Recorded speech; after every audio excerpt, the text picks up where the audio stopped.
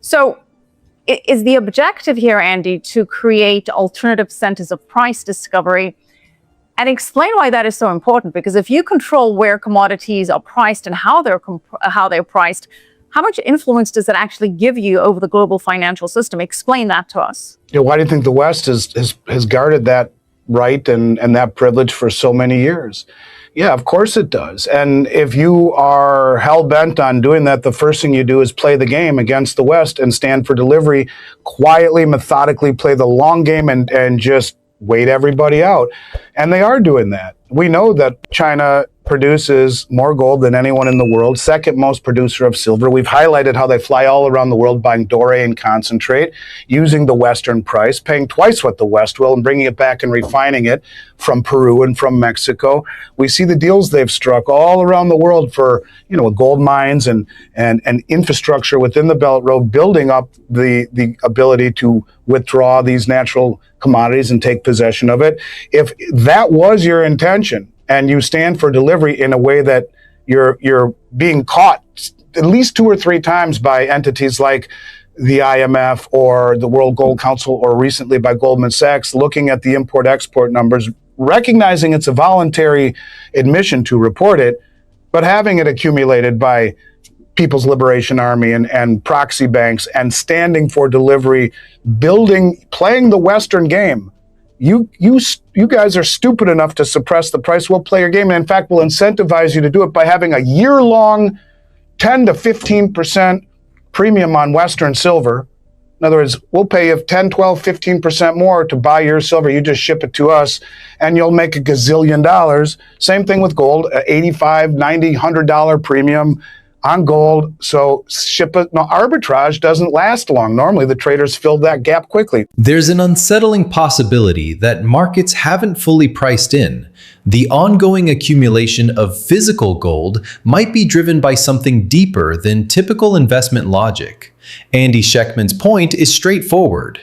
If institutions only cared about price exposure, paper contracts would be the cheaper, more flexible route. Instead, we're seeing new exchanges, physical settlement mechanisms, and alternative pricing hubs emerge, all of which point toward infrastructure building rather than mere speculation. That distinction is significant for investors because shifts in monetary systems tend to show up in the underlying plumbing long before they make headlines. Keeps lasting. They're playing the long game. And so you play against the Western foolishness of, as Rick Rule says, they're trading 200 times more silver than is deliverable every day on COMEX. Well, at some point, someone says, I don't want paper anymore. But if your intention, people say, why don't they just buy it all? Because if they did that, the markets would cease and they'd get nothing, squadouche. Instead, they play the long game. And people in this country cannot allow their minds to play the long game. So they look at it as dismissive. But China sure can, and so can the other countries within the BRICS framework. So they are using the Western price against us. At the same time they're accumulating, they're building the rails, the vaults, the settlement systems, and the exchanges to do this. The big one being the exchanges that are same-day settlement in another currency. We see the others in Singapore and United Arab Emirates that are same-day settlement in dollars. Same-day settlement is big enough. You put it in another currency and you very well are beginning to change the narrative. And then you look at China's playing the long game. They bought the LME, the London Metals Exchange, the base metals. They build warehouses in China to house these metals. They're playing the long game, using the suppression of Western paper prices to create an environment, the West has, of supporting the strength, illusionary strength of a bond market and of a currency that wouldn't otherwise be so strong. And we can see that by the manipulations that we see with the Western bond market and the Japanese bond market, whereby if price settlement were to really be allowed to happen through buying and selling, not suppression and loaning to the repo market and all of these things that we see, the shenanigans we see right now, then price discovery would be far different. Interest rates would be far higher, and our indebtedness would create a much bigger problem, and things would accelerate. They're playing a long game, and they at some point will be able, I think, through the majority of not only the world's commodities, but also the infrastructure that prices things appropriately, to provide that really, really substantive and very for real alternative. Doesn't mean it's going to kill the dollar, but what it does mean is it's going to change the way that everything works, and it's going to change the lifestyle of the people in this country. That's for sure. When Western silver trades at a 10 to 15% premium, it's worth asking who's really in control of scarcity. This is the pivot point of Andy Schectman's argument. China can take advantage of how Western markets set prices while quietly building up physical commodity holdings and locking down supply chains. The key insight is that artificially low paper prices can actually become a buying opportunity for strategic actors. For investors playing the long game, the danger isn't just missing out on a price rally. It's watching real assets change hands while assuming the ticker price captures the full picture. Part of the gold secret accumulation plan potentially to still come out with that gold-linked U.S. long-term treasury. I mean, Judy Shelton said she expected it. It would be nice on the 250th anniversary of the United States. Would be nice. I don't know that President Trump making that announcement at 11 p.m. with the fireworks and everything would have made sense, but just because it didn't happen on that specific date doesn't mean that that's no longer part of the vision. Is that? I mean, I think it's the best idea I've ever heard, hers.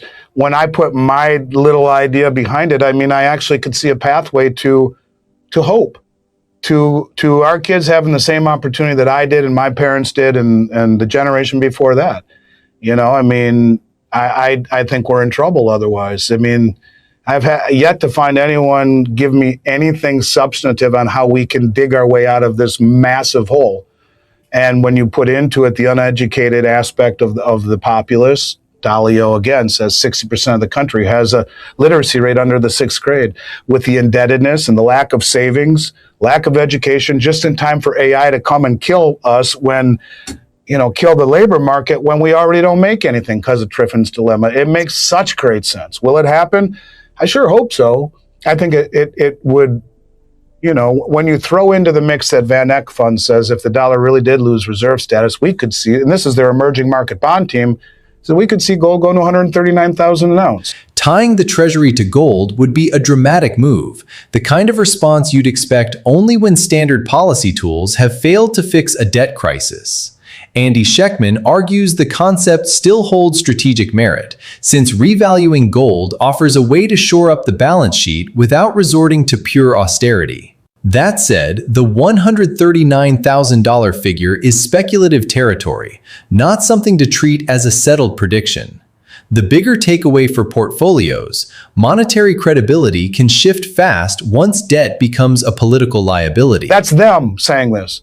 Well, and people say, well, is gold going to be revalued? We've talked about how James Rickards says 24,000 and how Luke Groman, I think, is if I had one phone a friend guy on anything, it might be Luke Groman, smartest dude in the world.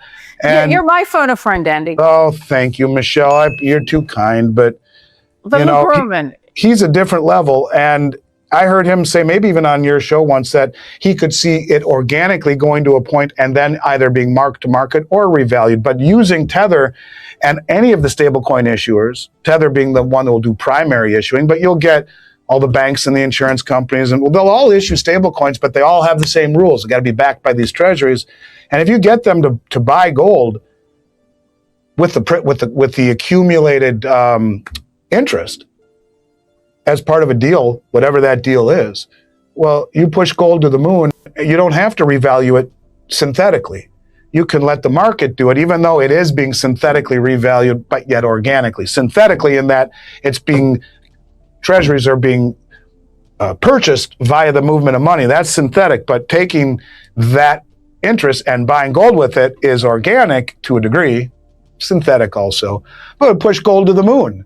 And by doing that, you're not doing it because you want gold buyers to get wealthy. You're doing it because you want to devalue the dollar to reshore manufacturing, to pay down the debt. In a strong dollar, you can never, ever, ever have a trade surplus. You can build all the manufacturing you want. You have to sell it. It's the same reason why the Chinese were able to win a contract on rebuilding the Oakland Bay Bridge, shipping all the materials from China. because it was too expensive here. There, it's not. That's part of being the reserve status. Currencies just depreciate against yours. To buy dollars, to buy energy and commodities, you can't do it. I don't think the BRICS want to be the reserve currency. I don't think China wants to be. They just want to make it parallel, so they're not reliant on the US dollar. And that in and of itself, because of the way the system is set up, will be very detrimental on the United States. It's not that anyone wants to be the reserve, because they see what happens to your manufacturing capacity if you are. But how about alternatives? And that's what this is all about. The ramifications simply from a viable alternative that is mature and is cooperative is the death knell to the US system. It doesn't have to replace it. And it's not going anywhere anytime soon, but just augmentation of the status quo is enough to, in an over-leveraged, massively indebted system like this, is enough to turn over the apple cart.